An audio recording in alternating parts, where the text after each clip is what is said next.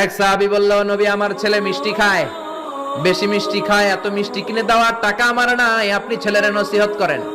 বিশ্বনবী বললেন, বাবু তুমি কি বেশি মিষ্টি খাও? ছেলেটি বলল, জি নবী খাই। বিশ্বনবী বললেন, যাও আগামী সপ্তাহে তোমার বাবাকে নিয়ে আবার আমার কাছে এসো।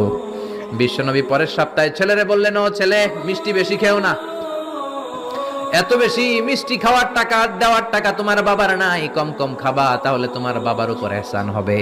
ছেলের বাবা বলল, নবী এই কথা তো গত সপ্তাহে বলতে পারতেন। বিশ্বনবী বললেন, কেমন করে বলি, কারণ আমি নবী তো মিষ্টি পছন্দ করি। এক সপ্তাহের ব্যবধানে নিজের অভ্যাসটাকে পাল্টালাম, মিষ্টি কম কম খাওয়া শুরু করলাম, আগে নিজে আমল করলাম, তারপরে তোমার ছেলেরে বললাম।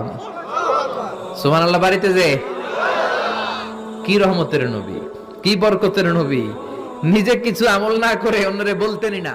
সুবহানাল্লাহ।